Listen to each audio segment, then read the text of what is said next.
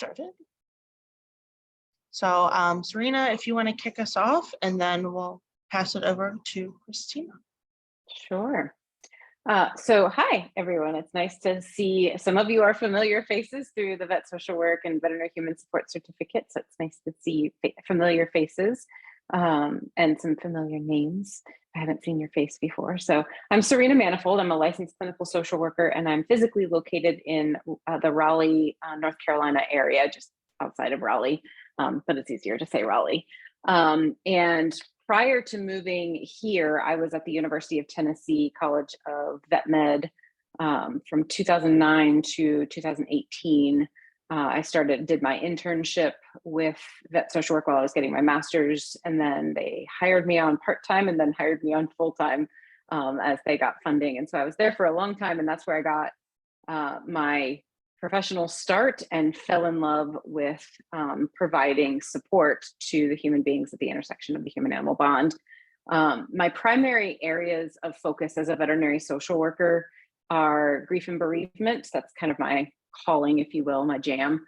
So the grief and bereavement piece, and then I also do a lot of work with the intentional well-being, the new name for compassion, fatigue, conflict management, the intentional well-being component. And then on occasion, do some work with the link, and I'll kind of share how that ties into the private practice. So when I left Tennessee, it was my husband needed a career change. He stayed while I was getting licensed. And so we moved, and I was like, what do I do now? And where I was moving, there was a vet school. And I was like, oh, I could work for NC State. But I also recognized after being at Tennessee that a lot of what I was encountering as I was referring, because I did a lot more pet loss and animal bereavement work, but had also taken on a lot of the intentional well-being aspect of working with the veterinary students, the veterinary technicians and assistants, the house officers in academia. If you're specializing in veterinary medicine, you're considered what's called a house officer. So you're either an intern getting a 1-year rotating training, you could be a 1-year specialty training, or the 3-year resident program. So I worked with house officers and did a lot of the counseling support for house officers. And then I would also refer out faculty. Occasionally I would do some work with faculty, but we often referred the faculty out, and the faculty would come back and tell me they had a hard time connecting with a therapist out in the real world because they didn't know what the world of veterinary medicine was like, and some of the challenges, some of the unique challenges. And they got the impression, whether a therapist told them this directly or not, they would often come back and say, I got the impression that the therapist wanted me to put my big girl panties or my big boy panties on and just like suck it up and deal with it. And I was like mortified that any mental health professional would give that impression. I'm realizing that unfortunately I sort of have this like, oh, mental health professionals are compassionate and kind and show up, and they don't always. So when we moved, I made the really tough decision to take the path of most resistance and start a private practice. And I had no idea what the hell I was getting into. So I was like, I've never had a business before. I don't know what this means.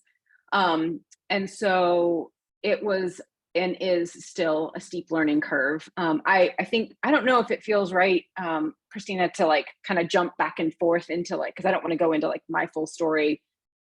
That's just my path of getting to where I'm at. And I'm happy to kind of like jump in and tell you some of the ways that I navigated, like figuring out what my niche is and stuff like that. But I feel like now would be a good time to like let Christina jump in and go, hey, how did you get to where you are? Yeah, sure. So my background was in veterinary medicine before I became a social worker. So I worked for a while at a general practice. I did a lot of client care work while I was preparing to go to vet school. And while I was there, I really fell in love with the human-animal bond. And I was like, how can I make this my focus? And I found veterinary social work, and I immediately knew, I was like, this is what I need to do. So I went and I got my master's. A lot of people in the program that I took, I'm in Boston, by the way, so a lot of people that I was enrolled with in the program were very confused by what I was trying to do. You know, I got a lot of like, oh, you're going to be a therapist for dogs and things like that. But we have a big hospital in the Boston area called Angel Animal Medical Center, the MSPCA. And while I was finishing up my master's, they hired there for VSW. And so I was able to do my final rotation with her, which was just perfect timing wise for me. And then when I graduated, I started working at a large specialty and emergency hospital, about 250 employees, where I was the embedded veterinary social worker there. It's owned by Ethos Veterinary Health. So I was able to kind of start the national program for them of veterinary social workers. We ended up hiring, I think, 4 of them in my time there. So I was doing a lot of work in the beginning with clients, but as I was there for about 5 years, it really developed into 50% staff support and 50% client support. So I had like the pet loss support groups and that aspect and supporting the clients, but I also really focused on supporting the staff. And I think very similar to what Sarina was saying about having people in the field come to me as a resource saying, hey, do you have a therapist, someone that understands the field? Like, I'm having a hard time finding someone that I can connect with. I think that was the most common request that I got from staff. And I was like, okay, there's a niche for this here. Like, I could kind of break out and do my own thing. And after about 5 years, I was ready. I was just ready to take that next step. The company was going through some changes. They were acquired by an even bigger company. So I was like, okay, I think now is the chance for me to do that. And so the way that my business works, and it's new, when I left my last job in December, so it's been about 6-7 months. And I would say at least 50%, if not more, of what my caseload is right now is individual therapy for people in the field. And then I've worked with a couple of hospitals in that Boston area who have had me come in and do like groups for their team, or different even individual support on site, very similar to what I was doing at MassVet, but on a smaller scale, because I really wanted to bring this resource to local hospitals because the need is there, but they just don't have the funds to hire somebody full time. And so that was really the inspiration behind me launching this practice.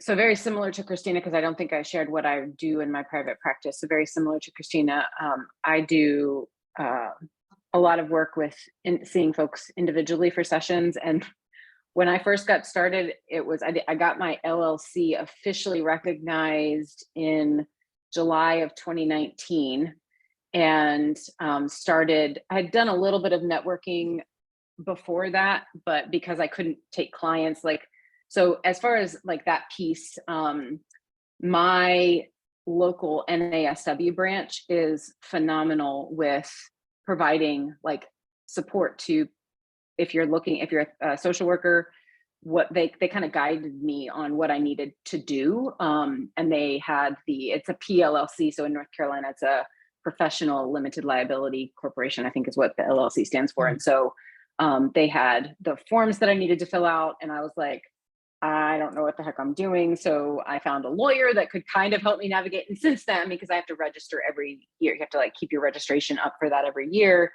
I've been doing it on my own, but as I was getting started, I was like, I don't know what I'm doing. And so I just got some guidance from a lawyer. Excuse me. So I knew I couldn't officially do any business until I had a business name, because you have to have that to set up a checking account, to set up there's just so much that's like the order of things that you do.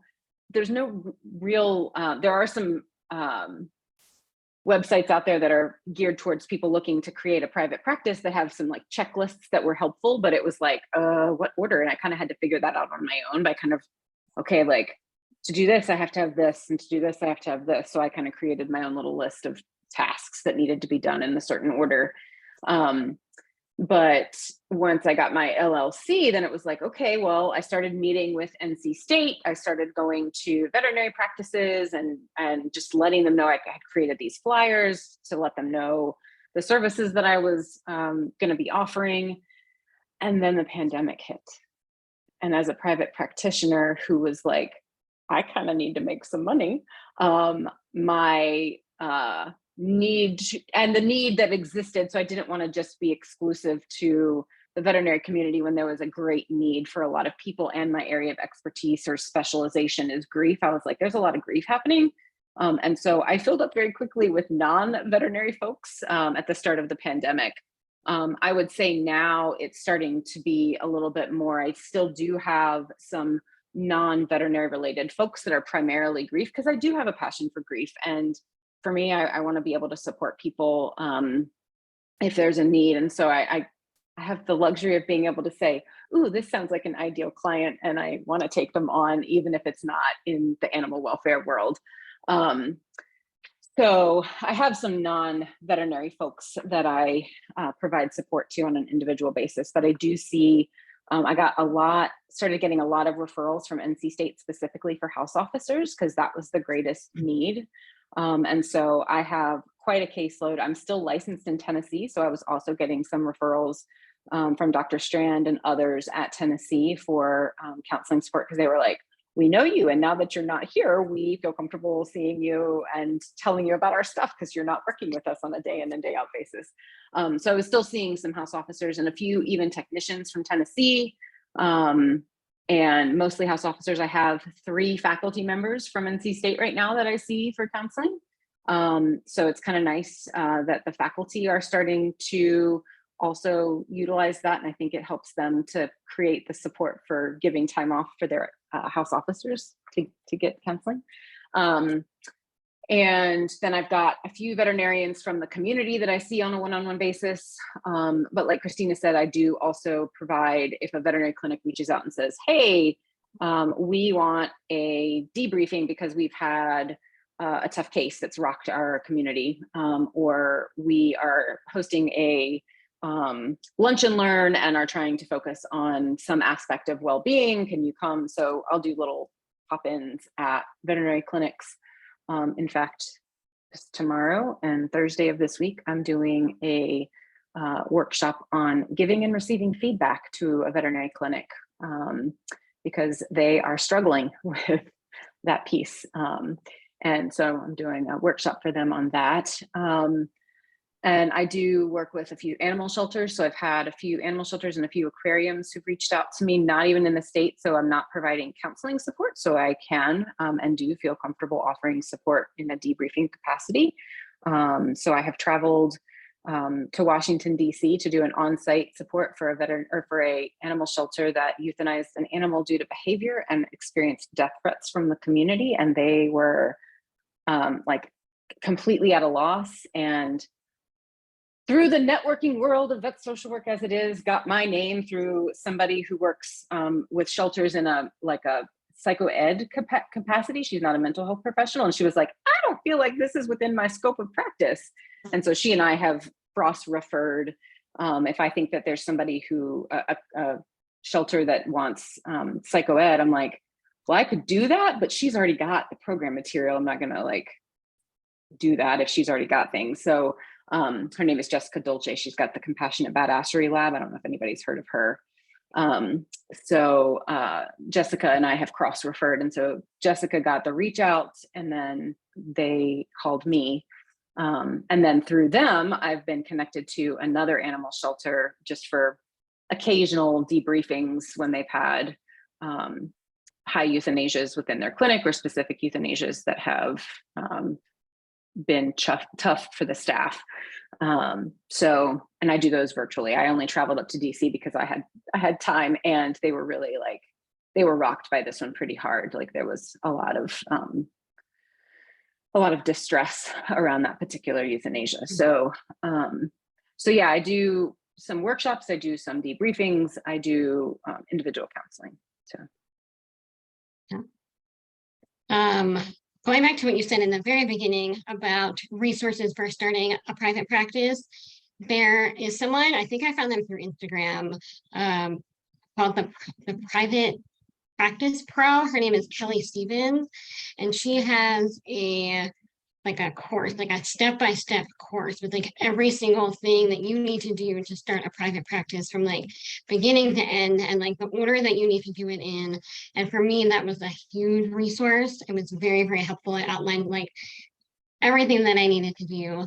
And I also have a PLLC. I know it's state dependent, but in Massachusetts, if you're providing like a professional service of some kind, it's a PLLC. So that for me, that resource was huge. I'm trying to think, there's something else that I want to touch on, but I'm trying a blank. But that was a really big resource for me. And as far as referrals to hospitals or to staff within the state, I started when I worked at MassVet. I started a New England veterinary social work working group. So if any of you are in New England and you're not in the group, let me know, I'll add you. But that way I was able to connect with the other VSWs at the time. And when I left and started my private practice, I made sure that they all had me as a resource that they could refer staff to. And that was a good way for me to start getting some individual therapy clients. And I was able to make some connections to other hospitals in the area through the staff that I worked with at the hospital, because there's such a large hospital, and I was there for a couple of years, so I was able to network a lot with them. And I also did a lot of work with the health officers with ESO, so I worked with primarily out of one hospital, but they had another one nearby. And so I would do basically wellness groups at each hospital for all of the health officers at each location. And it was part of their curriculum. So when I left in December, both of those hospitals kind of kept me on to come back every month and continue the wellness groups. And so that was a good way to continue making sure I had some income when I first launched the practice, knowing that they were going to keep me on for that. But I think for me, a lot of the business that I've had has come through the connections that I've already made. I've had a lot of success with Instagram as well, connecting with people in the state that are looking for therapy. A lot of veterinary professionals, I do a lot on that. I would say between that and Psychology Today is probably where I get the most of my referrals. And as far as hospitals go, I did take a marketing course, like a group course with the Snout School, who focuses on marketing for usually veterinary businesses, so like new clinics and things like that. And so in that group, I was able to connect with some people, and she was the one that recommended posting a lot on LinkedIn to reach other practice owners, the veterinary practice owners that would be interested in having somebody come on board every once in a while to do some wellness work.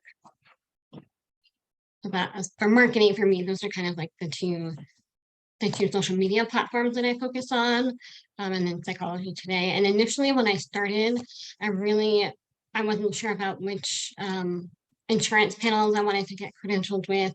And that takes a really long time. It takes longer than I thought it would. So keep that in mind. If you're gonna launch a private practice, it takes a couple of months. Yeah, good point, Christina. So Valerie had posted a question about, can we explain what house officers are? So again, house officers are, they are veterinarians. So they've gone through vet school, and they have decided to, some have just decided to have a 1 year just extra mentorship and do 1 year of an internship. Typically it's at a specialty private practice, because an internship is it's a process. They apply to be an intern, they apply for a match program. It's a pretty rigorous program. And they're there for 1 year. And then if somebody wants to specialize in veterinary medicine, because just like in human medicine, they can specialize. Many graduate and are general practitioners with their DVM or VMD, veterinary medical degree, or doctor of veterinary medicine. But many choose to specialize. And if they choose to specialize, they have to go into a residency program. Residency programs are 3 years. Again, it's an application process where they're matched in a program. And because it's pretty competitive, there are some residency programs that they might not match that year, but they might match with what's called a specialty internship. So they can do like I've worked with several who are going into, like, want to go into surgery or avian exotics or something, and they don't get matched with a residency immediately, but do get a specialty internship. So they're doing specifically, so they've done 1 year, and most residents have to do the 1 year of an internship first. I think radiology, I think, is the only one where you don't have to do an internship first. I think you can go straight from 4 years of vet school into a radiology program. But so the 1 year rotating internship, and then a 1 year, sometimes some people do a 1 year of a specialty internship where they're still focused on just one, that specialty area, and then that makes them maybe a stronger candidate for residency. That's house officers, or the lump of interns and who are 1 year folks with a veterinary medical degree, and then 3 year folks. And what's stressful about that is they have no autonomy over their schedule. They have moved and uprooted yet again, and typically are many, if they're in a committed relationship, are away, because if they're doing an internship, it's 1 year, and so their partner might not come with them, so their support network is not there. And so I have done a lot of work regarding, like, maintaining a relationship long distance, the challenges of that. I think that's a big issue for a lot of the house officers, is maintaining a healthy relationship. And then the 3 years. So it's kind of fun. I've got my first, I started seeing her when she was doing a specialty internship. So she's been at NC State for 4 years. She was doing a specialty internship, and she's just this week, she's done with her residency. So I'm, like, so excited to have seen her through that part. So it's kind of nice, because at Tennessee, I did get to form those relationships, and I was worried that in a private practice, I wasn't going to have some of those longer term relationships clinically. So it's been exciting. All right, so Valerie had the question, and then Christina, you said something that I wanted to touch on too regarding, insurance panels. So, like, and then I want to open it up to questions. So when I first started, I was like, I'm not going to do insurance because insurance dictates what services you provide. And then I was like, people can't afford therapy. Like, I have to balance. It is a way of me making a living. And so I have a few sliding scale spots for folks, because a lot of my house officers, while they have insurance benefits, their insurance benefits suck. So they're really terrible, and they have to meet a deductible, and they don't make very much money. And so many of them are like, I don't think I can pay the full cost of what my insurance rate is contracted with for them for sessions until I meet my deductible, which is almost a full year. So it's like, they'd be with me for a full year, and they maybe might meet their deductible, and then the deductible resets. And so it's like, so I keep several sliding scale spots open to my house officers and charge a minimal fee for them to access services, which I think they appreciate.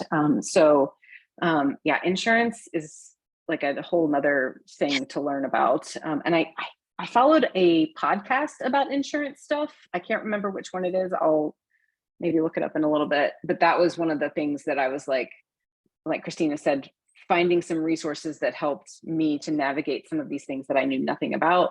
And then also talking to other therapists about, like, asking them questions, because therapists who've been doing it a while in private practice are also a really good resource. So good way to build community, but also ask some good questions. Looks like we have a question.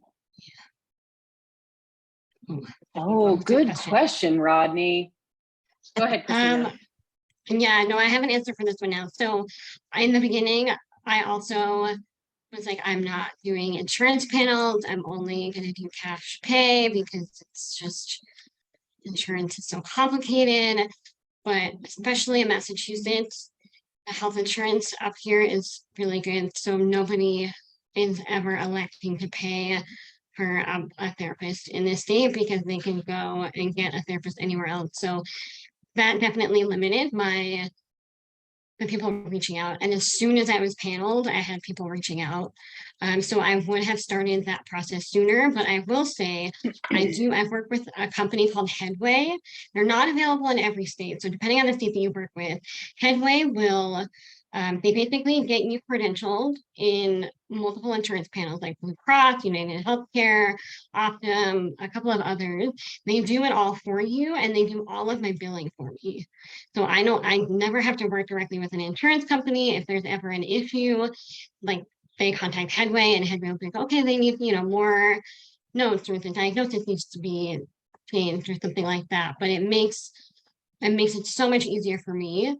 And the credentialing process was a lot quicker than when I tried to do it by myself. If you try to get credentialed with an insurance panel as a private practitioner, it takes months. It takes like 4 to 6 months, but they were able to do it for me within 1 to 3 months.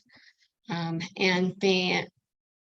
I don't have to pay a service for that. They take like a small percentage out of the fees that the insurance company pays them. So that if you're looking to get credentialed with insurance, I really recommend that. And that is what I wish I had done differently. I wish I had done that sooner. Yeah. I don't work with Headway. I'm a little bit of a control freak in that sense. I do all my billing, which is a nightmare. And so there's a part of me that's like, I could turn that over and might turn that over soon. I just haven't yet. So it's like I'm nervous about turning something like that over to somebody else without knowing how they work, because I know how I work. So anyway, I haven't done that, but I've heard, I get email. I have gotten emails from Headway for sure. So what would I do differently? I probably would have started the insurance paneling process sooner as well, to be honest, because it does take, and fortunately, like, I feel like I got really lucky because I got paneled before the nightmare of COVID, because I was watching all of, like, I also joined there's several Facebook groups for like local therapists. And I would be reading threads about, oh my gosh, I'm still waiting. It's been 6 months, it's been 8 months, and I still haven't heard back. And COVID really like put a damper on how quickly people were getting paneled with insurance companies. So I feel like I got lucky. I don't know how, but I got lucky. But I would have started that process sooner as well. And probably honestly would have started applying for my PLLC a little bit, like, because I didn't know how long the process was. So I think knowing timelines, I would have started things a little bit sooner. Even if I wasn't ready to go, I would have been ready to go when I was ready to go. So like, I kind of waited. I did some things in an order that I was looking back, I probably would have done things differently. So yeah. What other, that was a really great question, Rodney. What other questions do you guys have? That's a good question. I think that cost always comes up of like, how much should I charge for my services, or how much salary, because it's such a new field that we're kind of just all bouncing off of, what we can do. And Tennessee had produced one, I mean, it's a few years old now, of a general salary thing, but yeah. So for me, for my individual and non-individual sessions, especially the group ones, this is a little bit easier. I did a bunch of research for what practitioners in the area with the same degree were charging for their services, and I kind of went to the average and went from there. That's really how I did it. I looked at what other like consultants are charging, and I found my prices that way. I haven't really had, sometimes there are some days where I feel like I'm probably undercharging when I see other consultants charging like 4 times as much. And then there are some days that I question it and I'm thinking, okay, this is way too much. A hospital's never gonna like hire me for this amount. So it's something that I think about all the time, but so far it's worked for me. Yeah, I'm going to echo that. I really kind of did. I just went and looked around to see what other therapists, because each area, each demographic area is going, or not demographic area, but zip code and, city is going to have, I mean, like if you're in New York, therapists are charging maybe $200 a session or more. That's not what's being charged in Raleigh, North Carolina for a session. And so, and then also recognizing the fee I set is not even fully paid. Like whatever I charge for my individual sessions, my insurance contract is not paying full, like 100% of what my rate is. They pick a rate. And if I agree to that rate, then I'm contracted with them. People can pay out of pocket if they choose not to use insurance, but most people are using insurance. So I also looked at kind of what the going rate was and sort of set it around that. As far as, and I totally echo what Christina said regarding things like debriefs and workshops. It's like, what are other consultants charging for things like this? And then I have had moments of going, all right, this is, hit send on the like, here's my quote, because they'll often ask for a quote because they're presenting it. One individual has reached out and said, we need this, but they're not the one paying for it typically. So they're like, we have to present. And they're usually like, hey, can you send me a proposal? So that was another thing that I was like, quick finding like a template for a proposal for a workshop or whatever. And now that I've got one, I just kind of fill in the blanks. So that was something else I think I wish that I had known about, so I didn't have to do it on the fly one time. But I definitely have had the experience of going, they're never going to pay for this. And I've had a few that said, I'm sorry, we're not going to be able to afford that. And I had to really go, as much as I want to offer the support, I have to make it worth my time as well.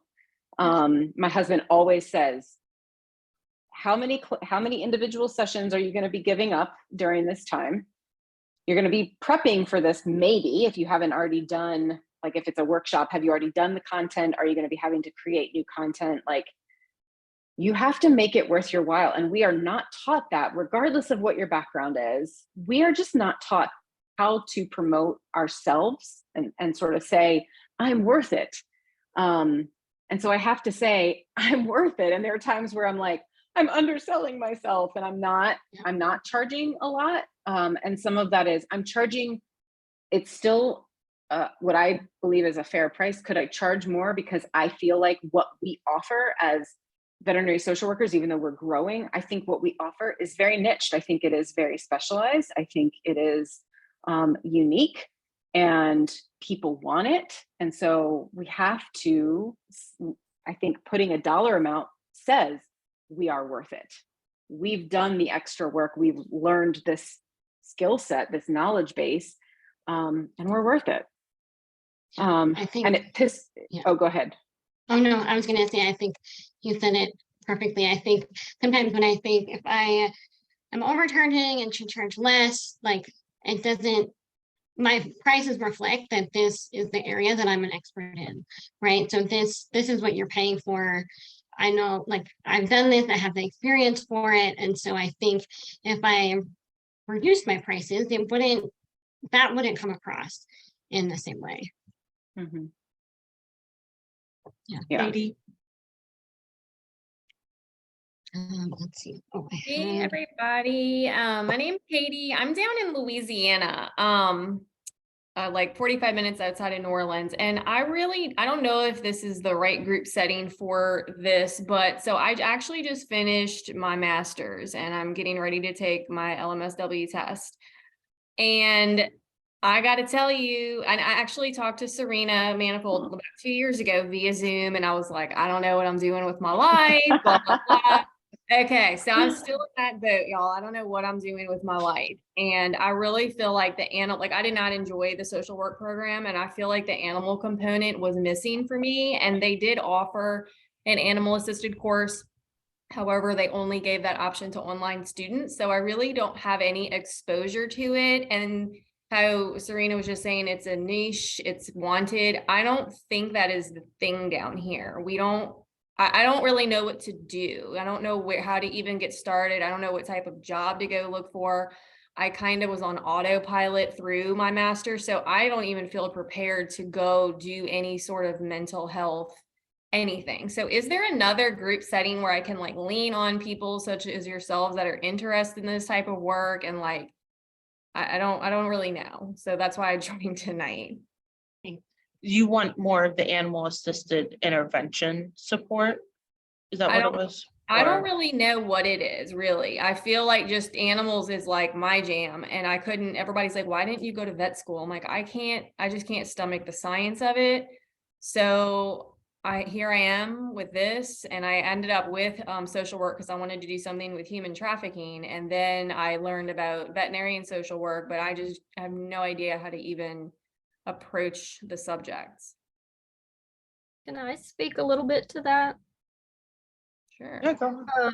So my name is Megan Bridges. I am in Alabama, and for a long time, so I have a master's degree in counselor education, and I'm looking at going back to school. I'm gonna hopefully get a PhD, but in the process, I never got licensed as a counselor in the state of Alabama, and now my credentials are too old, so I'd have to go back to school regardless. So I'm kind of flowing toward the social work practice, but I got involved with animal assisted therapy, and I think that's how I wound up eventually finding this group.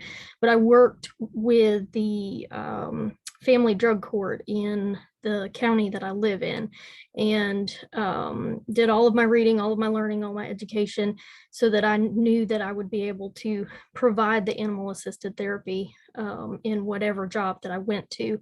And I prepared those presentations and brought that with me to job interviews and to the different places that I've been either volunteering or working.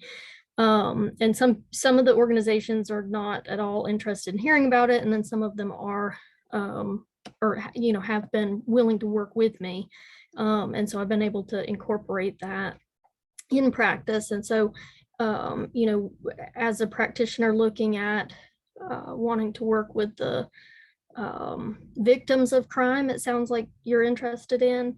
You can get involved in advocacy groups, and they have what are called the facility dogs, where you would be able to incorporate the animal assisted therapy in the work that you're doing. So I don't know if that helps, but just kind of my progression when I was working with the court systems and working with people that were victims of crimes, or they were involved with like juvenile, or not juvenile, but we call it DHR here, but it's Child Protective Services. We worked with a lot of the kids, and I had, my dogs, I've got several, but they, accompanied me to work and everything. So that's one way I think that you might be able to incorporate that in the work that you choose to do. Okay, thank you.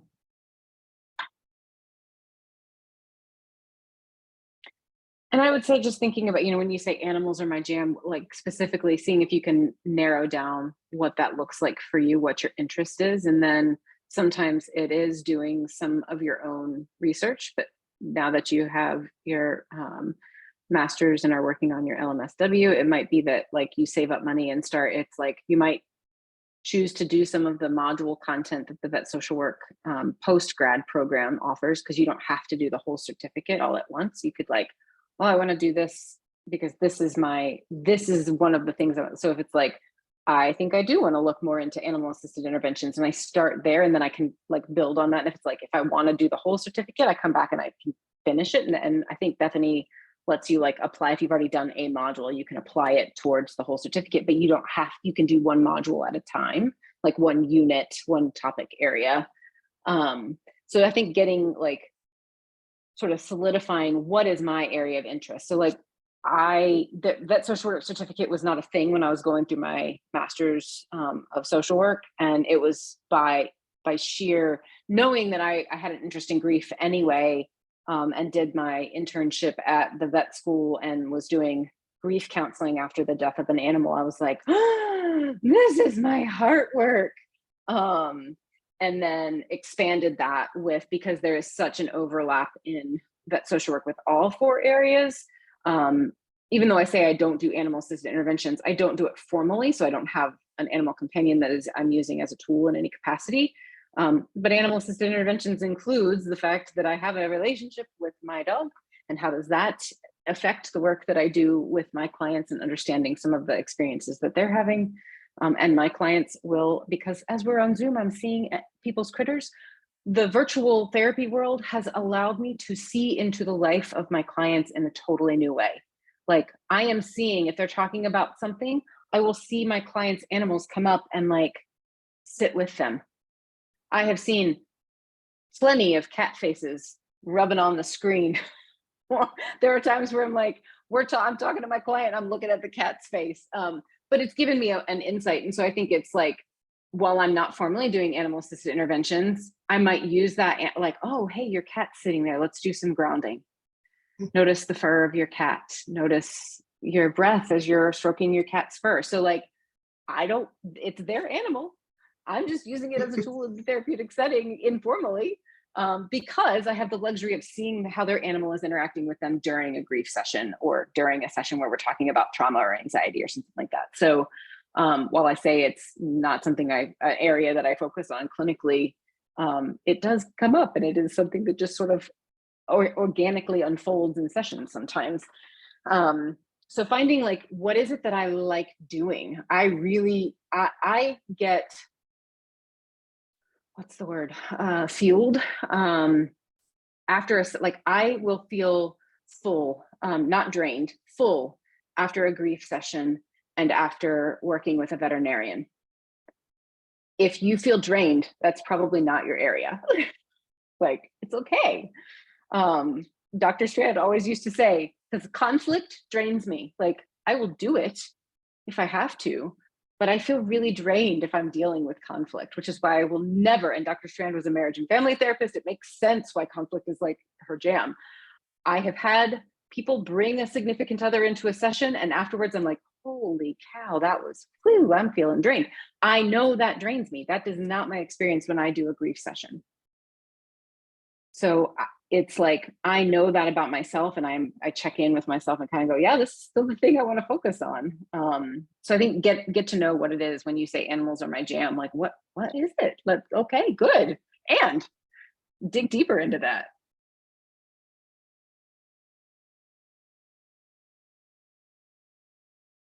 Andrea was the first question. So do any of you contract with Medicare? My private practice interest is more so on client side, which is often people over 65. If so, how has that been for you? I do not, but the organizations that I work with, like Headway, and I work with another one, they have the option to. I just don't. I also do not. It's I hear nightmares about dealing with that. So I'm not dissuading you. If that's your population, you probably are going to have to. So it's just, yeah, if you're worried about credentialing, I would go with an organization like Headway, get help with that credentialing process. Yeah. And they have the highest standards. So other private insurance companies follow the Medicare standards for insurance reimbursements and documentation that a therapist is required to provide. So even though I'm not credentialed, it's like still kind of following the same guidelines. Yeah, I know in Maine, because before I did this, like that was all of my caseload was, they call it Maine Care up here, but it's more documentation driven. But there's also a lot of people out there that can support in it because it's so widely utilized. So a lot of the private practice therapists utilize that third billing party like Christina was talking about to access it. So yeah. Phoebe had one. Wondering how you balance individuals versus group consultation. What is an average caseload look like for you guys? That's a good question. And one of the things that I personally love about having a private practice is that I get to control how many clients I see, when I have days off, like what days I want to work. If I want to have like one day where I'm working like 10 hours a day, I can do that. If I only want to work, 6 hours a day, I can do that. And I think this question is going to be different for every practitioner, depending on how many clients you want to see in a day. But idea that I had when I first started the practice was that I was going to have 3 days open for individual sessions and 2 days for site visits. That was just, I just came up with that, and there was no real reason behind it. But when I started scheduling appointments with like individual sessions, I wanted to make sure that if someone called from a hospital and like, hey, can you come out here? I had a day that I knew I could commit like 8 hours to going out there if I needed to. So that was how I started scheduling things. It's pretty much how I do it now. I personally don't schedule myself anything on Fridays. I leave it open in case for some reason I have a client that can't get in that week. Then I always know that I have time on Fridays, but I think that's also just the luxury of having a private practice and making the schedule that you want, which for me was something that was really important. Like I just needed to change. And so I think that answer will differ from everyone, but I think percentage wise, I probably do like 70% of individual work right now and 30% of site visits and group sessions. Yeah, and mine's going to be a little bit different of a ratio because I do sort of workshops as needed, so I don't have anything regular. And so it's, again, the ability to structure my schedule. I do have some clients that I meet with regularly. And because I've built the relationship with them, like I said, tomorrow and Thursday, I have those workshops. I'm not meeting with some of those clients. I can say, can we push it out? Or I can flex my schedule and move them to a different time. Also, I know that for house officers, because scheduling and having, because they don't have autonomy over their schedules, some services that the house officers work on are a little bit more accommodating and willing to give them some time off for medical appointments. So they don't have to tell them that they're going to therapy. They can say, I have a medical appointment. But house officers are also very driven to work and show up and often work when they're sick. And so they don't always take the time off. So I wanted to give myself a couple days where I have a little bit of a later pocket. So I have 2 days a week that I see house officers at 7 p.m. It's not my ideal brain functioning time, but it is what works for them. And it gives me, because I have a daughter, family time. So I wanted to have like at least a couple hours when she gets home from school to have like dinner and bedtime routine and stuff. And then I do my 7 o'clock session, and it's still, my brain is still somewhat functional at 7 o'clock in the evening, Eastern time. It's not pushing too late, but that gives me some flexibility and autonomy for how I schedule my day when I have those late days. So I start later in the day. And so, yeah, that's the great part about having a private practice, is that you have that freedom to schedule it how you want to. And I love, Christina, that you didn't have any rhyme or reason for doing it, but it gives you like, if somebody calls, you can be like, yes, I can be there. So yeah. The flexibility was something that was important to me and contributed to my decision to go into private practice. Thank you. Here I can, let's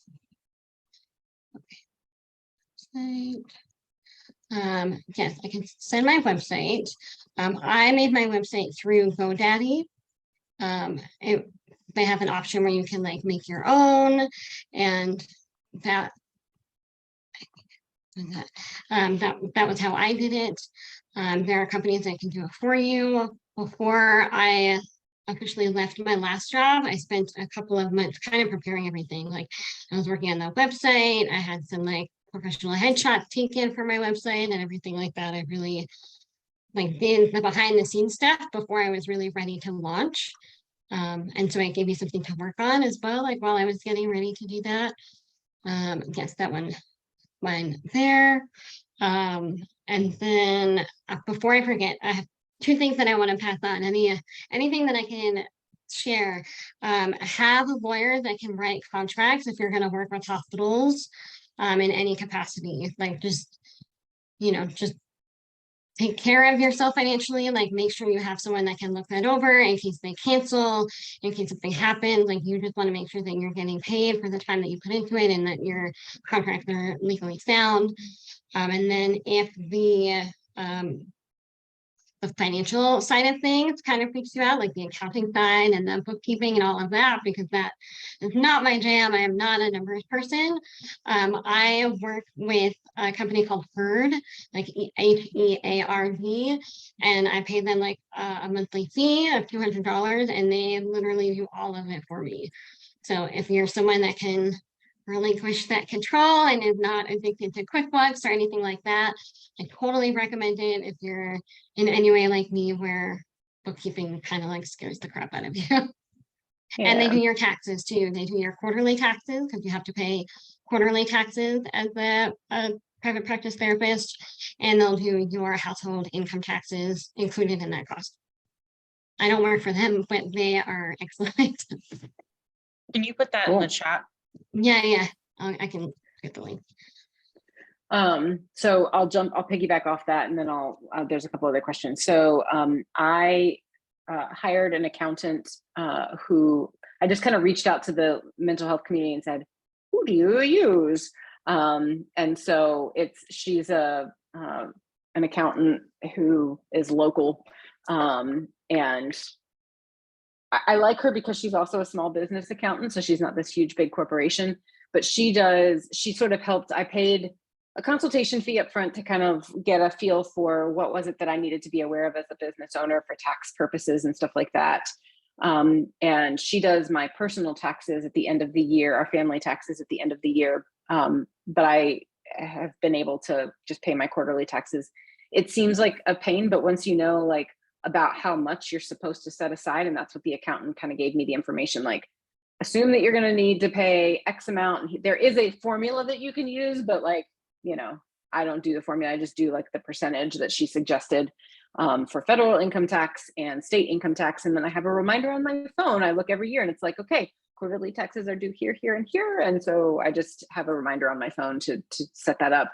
For accounting software, my accountant told me about it's not QuickBooks, it's a free, I think there's a paid version of it. It's called Wave Financial, WAVE. And I can create invoices on there and customize my invoices. And so whenever I do workshops and trainings, and people can pay online. They can like pay with a credit card online. There's a small service fee for a credit card online to be paid if they use that, if they choose to pay online, but that helps me. So like when I am, and I've started to actually, and I learned my lesson, have them pay up front because some people don't pay. So it's like Christina just said, you got to look out for yourself. So there are some, if it's like a workshop or something, depending on if I've done some work with them and I've created that relationship and I know that they're good for their money, then I don't necessarily have them pay up front. But if it's somebody new, I'll sometimes, especially depending on the fee and how long I'm going to be up there, sometimes I'll ask for at least half up front. So it kind of depends. And again, that's coming from, I've talked to a few other people and it's just kind of like, Jessica Dolce was I was like, so I had this issue and she was like, yes, you've learned, welcome to the world. She's like, so this is why I have people pay up front. Okay. Honesty and trustworthiness are big, and I sort of give people the benefit of the doubt and get burned sometimes. So you learn. So I use Wave as my accounting software for it. Just kind of, it syncs to my business bank account. So I can see invoices, I can see all of the transactions and stuff like that. But I have an accountant who does it. So I do my accounting. I don't find it that draining on me in terms of time. But if you're the kind of person, like Christina said, that you're like, I don't want to deal with that, there are places out there.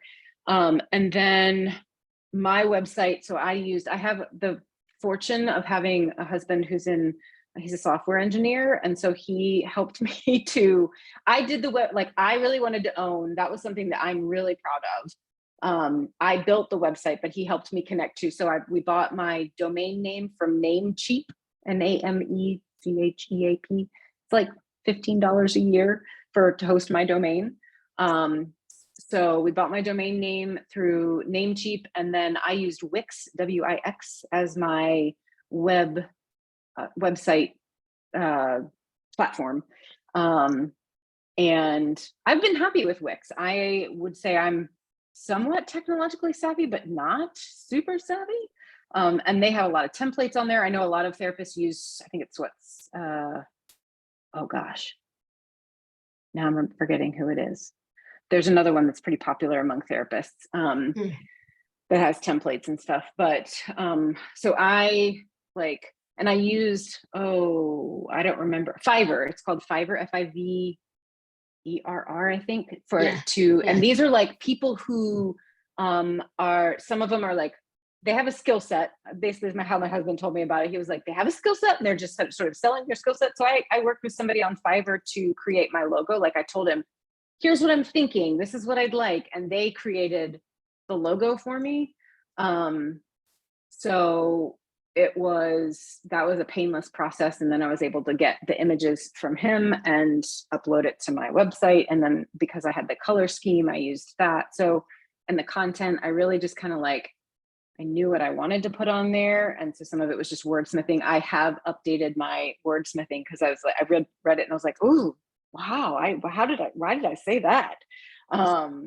So, and updated sort of how it looked. I go back and sort of update how it looks. But that's my website I feel pretty proud of it. And I'm like, I did that. And I'm not a website developer. I didn't have professional headshots. My husband used our camera in the backyard because at the beginning we had just moved. We had 2 mortgages. I had no money. So we did headshots. So I have considered, because that was like 4 years ago and I look different. So I've considered going ahead and getting some professional headshots now, but I think people do it, like, do what you can with what you have as you're getting started. Like, I don't think it has to be perfect to get off the ground. And if you don't have your own picture up there, it's okay. Like, I think that's okay. Yeah. Emily, you use Canva. Okay, nice. Yeah. Canva is great. I use Canva for all of my social media and marketing things. It's definitely get it if you're going to be doing anything in the social media website realm. And I think someone asked a question earlier about like, what would you do different? And I wasn't really waiting for everything to be perfect or for everything to fall in line. But I think starting anywhere, like starting with what you have in the beginning and just starting is the best place to start. I think someone asked for the timeline of how long it took until I launched. I personally gave myself 6 months. I applied for the PLLC in Massachusetts, which took a couple of weeks. I think it took me like 4 weeks to get it approved up here. And then from there, I give myself a timeline of, okay, I'm going to leave my job at the end of the year. So I did it all in 6 months. I didn't need 6 months to do it. I think if anything, that credentialing would have taken the longest, but I kind of did that once I was like, okay, I'm leaving my job. I'll get credentialed now, not knowing how long it was going to take. But I think it's, you could probably, depending on how long it takes to get the PLLC, and to set up the bank account, like once you have those things, you really can just hit the ground running. Yeah. I'm seeing a question that Megan asked, which I think is another great question. As a private practitioner, are you able to take on interns? I'm not fully familiar with social work private practice rules and regulations. So I would say probably varies by state. So know your state, what your state allows as far as taking on interns, because that would be like, they're going to have a supervision plan and things like that. And so are you providing their supervision or just their internship placement? I at some point would like to, but because I did not know the world, like I was starting brand new with owning a private practice, I wanted to get the ground under my feet first. And I have considered, rather than taking on an intern, because I'm at a point where I keep getting requests for things and there's only one of me. And so there's a part of me that has thought about hiring somebody to do some contract work.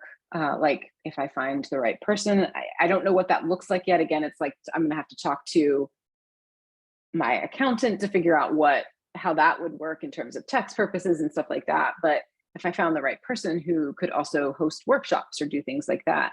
But I think you don't have to. So there are plenty of private practitioners who are solo private practitioners. There are group practices that are big, and there are group practices that are small. A few fully licensed clinicians with maybe some associate level licensed clinicians and some interns. So I think it's kind of up to you what you want to take on. I have an office space that I rent, but I don't have a brick and mortar other than, you know, renting an office space for like the few clients that I see in person.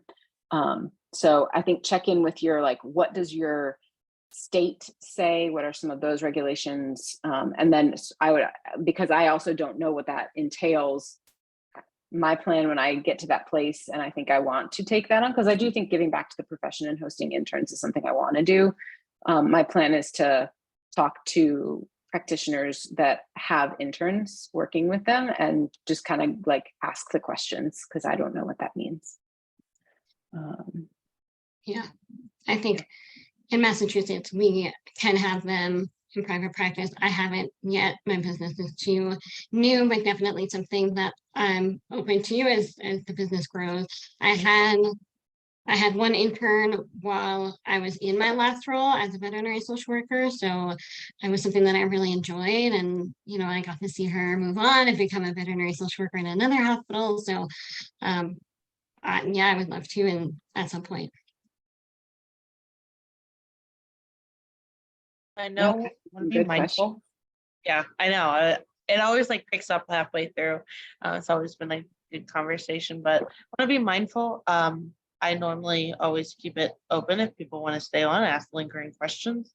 But if you do continue to have questions, feel free to email info@iavsw.org.